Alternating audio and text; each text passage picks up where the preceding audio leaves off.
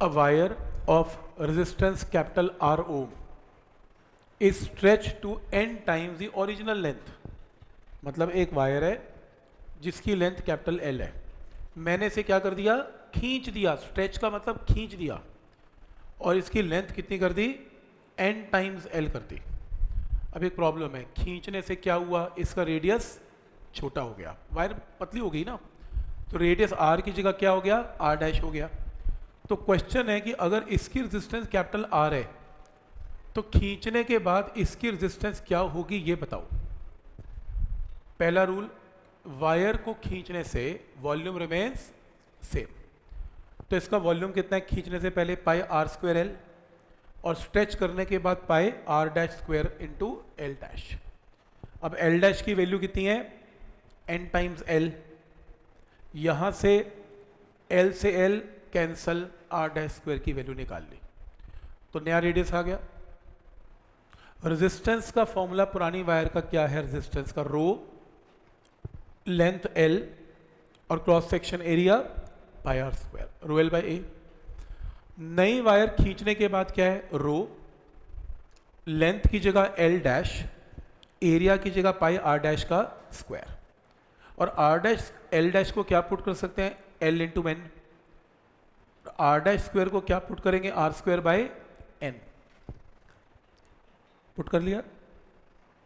L dash की जगह N times L, वो तो गिवन है क्वेश्चन में, एन टाइम्स खींच दिया वायर, और आर डैश स्क्वायर की जगह r square by n, n ऊपर गया, एन स्क्वायर बन गया, और क्या बचा, rho L by pi are square, जो कि क्या है, रेजिस्टेंस कैपिटल आर, वो देखो उसकी जगह कैपिटल आर।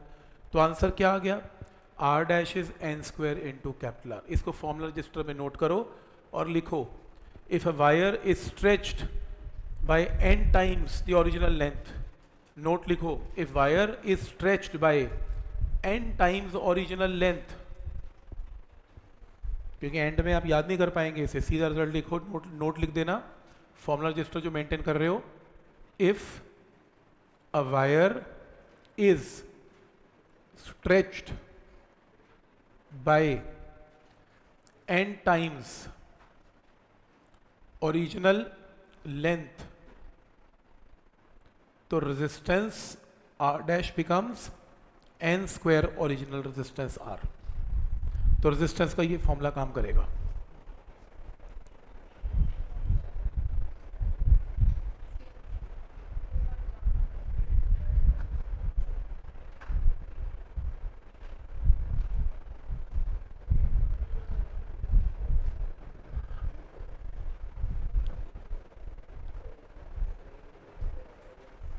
ठीक है, जैसे पेपर में आएगा, और ये बहुत इंपॉर्टेंट है, ये बहुत इंपॉर्टेंट है, ये तो आपके एनसीईआरटी में बहुत आते हैं इस टाइप के क्वेश्चंस। अभी तो एनसीईआरटी चल रही है, कंपटीशन स्टार्ट नहीं हुआ, तो पहला अभी राउंड एनसीईआरटी का चल रहा है। तो क्या आएगा, क्वेश्चन आएगा, एक वायर को आपने 3 गुना ज़्यादा स्ट्रेच कर दिया, तो वायर 3 टाइम्स स्ट्रेच कर दिया, तो एन की जगह 3, तो रेजिस्टेंस क्या होगी, 3 का स्क्वायर 9, तो आंसर 9 टाइम्स आएगा। तो एक वायर को अगर आपने 3 गुना खींच दिया तो आंसर 9 टाइम्स आएगा। कोई डाउट इसमें? तो जैसे क्वेश्चन आएगा, एक वायर की रेजिस्टेंस 10 ओम है और उसको कितना स्ट्रेच कर दिया, थ्राइस, थ्राइस का मतलब 3 टाइम्स, तो नई रेजिस्टेंस क्या होगी, तो नई रेजिस्टेंस में 3 का स्क्वायर इंटू आर, यानी कि 9 इंटू 10 कितना, 90। तो पहला स्टेप क्लियर है। ये कौन सा क्वेश्चन, जो वायर को स्ट्रेच किया, वॉल्यूम रिमेनिंग सेम।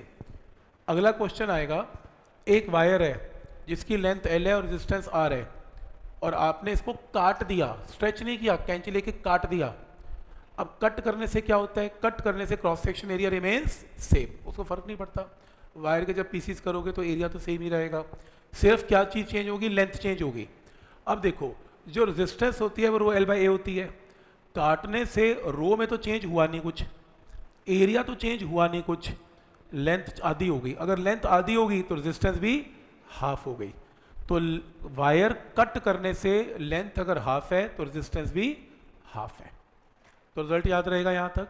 तो कैसे लगाने समझ में आ रहा है, तो रेजिस्टेंस हाफ एंड हाफ है। A wire has a resistance of 16 ओम, एक वायर की रेजिस्टेंस कितनी है, 16 ओम। इसको मेल्ट कर दिया और फिर से एक नई वायर बना दी। कैसी बनाई, ऑफ हाफ इट्स लेंथ। अब याद रखना मेल्ट करके बनाया तो वॉल्यूम रिमेनिंग सेम, और अगर वॉल्यूम सेम है तो ये शॉर्टकट तो अभी भी वैलिड है। कौन सा? क्योंकि ये तो वॉल्यूम रिमेनिंग भी सेम था। अब बोलो n क्या पुट करें इसमें, n क्या पुट करें? n वायर को कितना नई लेंथ कितनी है?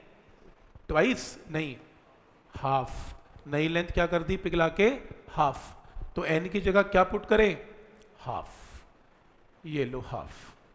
ओरिजिनल रेजिस्टेंस कितनी है? 16। तो आंसर क्या आएगा? 16/4 कितना? 4 ओम। तो नई रेजिस्टेंस इज 4 ओम। क्या ये बात समझ में आ रही है? तो अगर आपने फ्रैक्शनल हाफ कर दिया तो हाफ कर दो, लेकिन वॉल्यूम रिमेनिंग सेम। ठीक है, तो पहले रेजिस्टेंस कितनी थी? 16। अब रेजिस्टेंस कितनी है? 4। वो पूछेगा परसेंटेज चेंज कितनी है, तो बना लो। पहले रेजिस्टेंस 16 थी, अब 4 है। पहले 16 थी, परसेंटेज आ गई 75%। तो मेथड समझ में आ रहे हैं सबको? क्या लॉजिक है इसमें? ठीक। अब इस बेस पे जो हम क्वेश्चंस कर रहे थे अभी शीट के, ये देखो एक क्वेश्चन बहुत आता है पेपर में, आंसर दो। अगर मैंने एक वायर को डबल कर दिया लेंथ में, उसकी रेजिस्टेंस कितनी हो जाती है? अगर मैंने वायर को डबल कर दिया लेंथ में, रेजिस्टेंस क्या होगी? 2 का स्क्वायर 4। रेजिस्टिविटी का क्या होगा? सेम। वो क्यों? क्योंकि वो मटेरियल पे डिपेंड करती है। रो कभी चेंज नहीं करना, पेपर में पूछेगा, बहुत कंफ्यूज करेगा। रो कभी चेंज नहीं करना।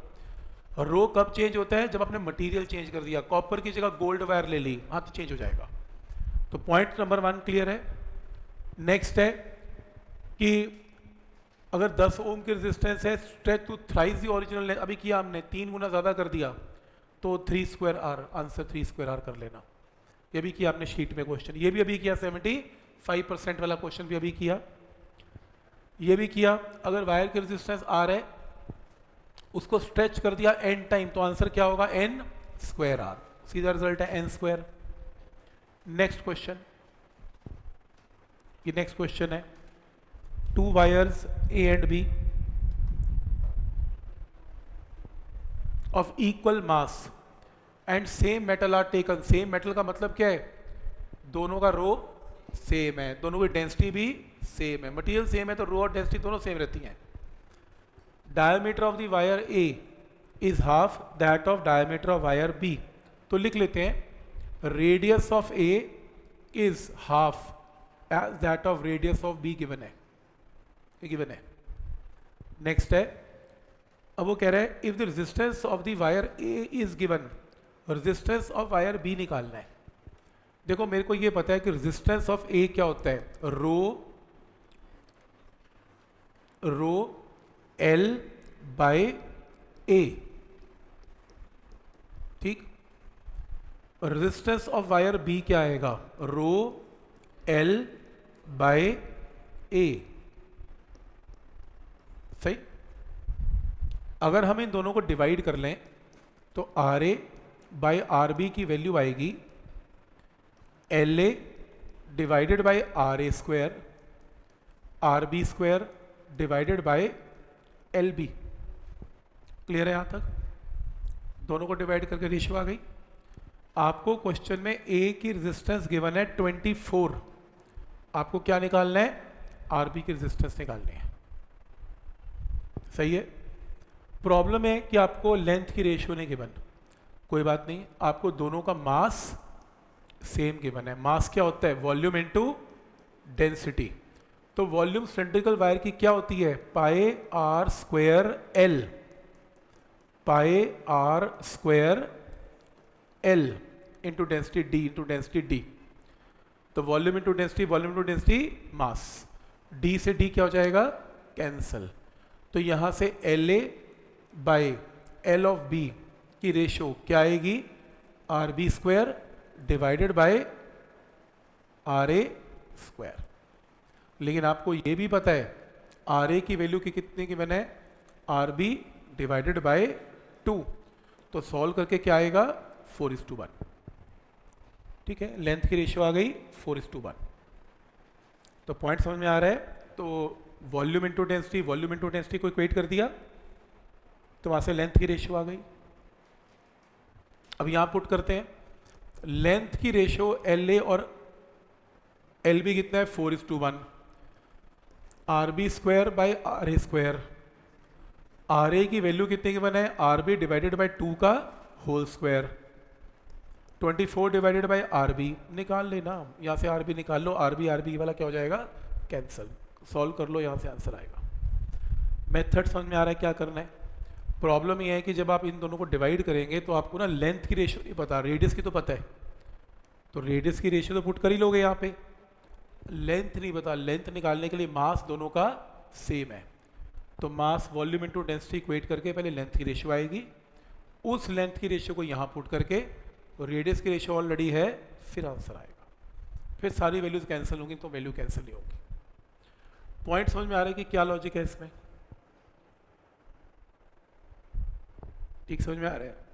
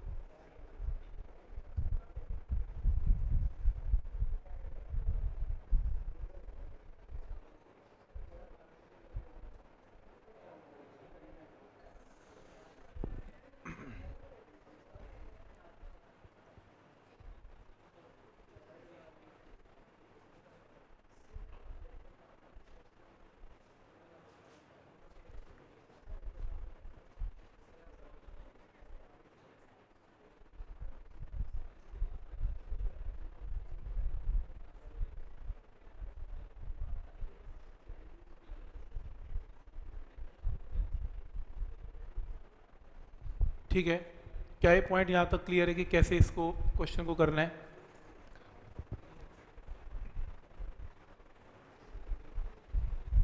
ठीक, जैसे नेक्स्ट है, uniform wire is cut into 4 segment, बराबर नहीं कहा, 4 हिस्सों में तोड़ काट दिया, कट किया, स्ट्रेच नहीं किया। Each segment is twice as long as the earlier segment, तो अगर पहला सेगमेंट एल है तो दूसरा उससे डबल है, तीसरा इससे भी डबल है, चौथा इससे भी डबल है। अब क्योंकि वायर को काटा तो एरिया और रो रिमेनिंग दी सेम, तो रेजिस्टेंस लेंथ पे डिपेंडेंट है, तो एल की रेजिस्टेंस आर है, इसकी 2R 4R और 8R।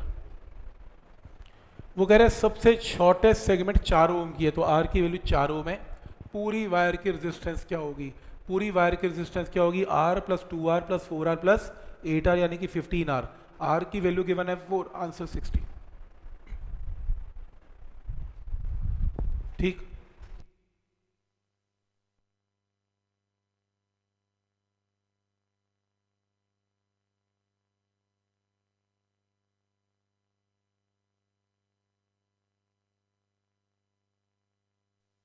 वो दे दी, आर की शॉर्टेस्ट वैल्यू पता है तो हर की रेजिस्टेंस आ गई, और ऐड कर दो, अलग निकालने का पहले ऐड कर दो, एंड में आर से कर दो।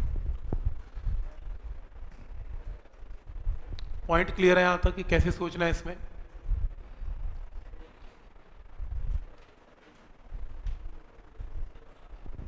ठीक, एवरेज रिलैक्सेशन टाइम, रो का फॉर्मूला एवरेज रिलैक्सेशन टाइम में ये था तो एवरेज रिलैक्सेशन का टाइम रो को क्रॉस मल्टीप्लाई। जैसे क्वेश्चन है find time of relaxation, tau तो निकालना है, एंड फ्री पाथ, चलो फ्री पाथ बाद में निकालते हैं, पहले एवरेज रिलैक्सेशन टाइम निकालते हैं। किसका? रेजिस्टिविटी रो पता है, नंबर डेंसिटी ऑफ इलेक्ट्रॉन यानी कि n पता है, next drift velocity of electron पता है, तो आपको क्या निकालना है? टाउ निकालना है, तो निकाल लो। ये फॉर्मूला तो मैंने लिखवा ही दिया आपको। मास ऑफ इलेक्ट्रॉन आपको पता है, n आपको पता है, चार्ज ऑफ इलेक्ट्रॉन आपको पता है, रो आपको पता है, सॉल्व करके आंसर। हाँ, कैलकुलेशन थोड़ी बड़ी है, ठीक है। तो यहां से क्या आएगा? Average relaxation time. फिर एक चीज और निकालनी है, फ्री पाथ। ये फ्री पाथ क्या होता है? ये फ्री पाथ क्या आपने पहले कभी सुना है? फ्री पाथ कोलिजन्स के टाइम पे फ्री पाथ कौन से चैप्टर में सुना है? केटीजी में सुना है। केटीजी में मॉलिक्यूल भी टक्कर मारते हैं और जब तक उनकी टक्कर नहीं होती उसे क्या बोलते हैं? उसका फ्री पाथ है। और याद करो उस फ्री पाथ के एवरेज वैल्यू को क्या बोलते हैं? Mean free path. वो पहली डेरिवेशन थी मीन फ्री पाथ की। चलो कोई बात नहीं, +1 में करेंगे इसे जब रिवाइज करेंगे।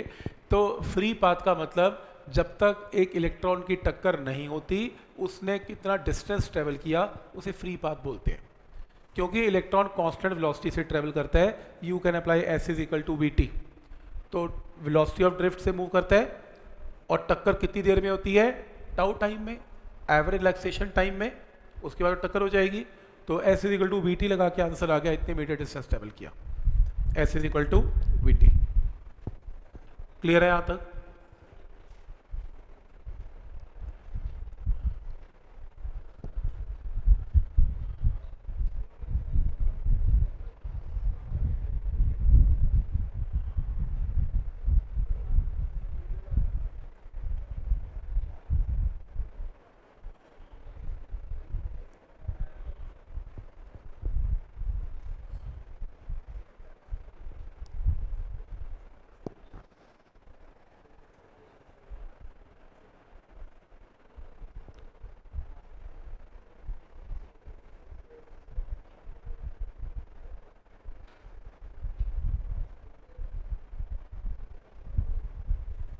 हाँ जी, ठीक है यहाँ तक। तो क्या इसमें रूल लगेगा? कैलकुलेशन थोड़ी बड़ी है, अदरवाइज कोई दिक्कत नहीं है इसमें। तो यहाँ तक सही है।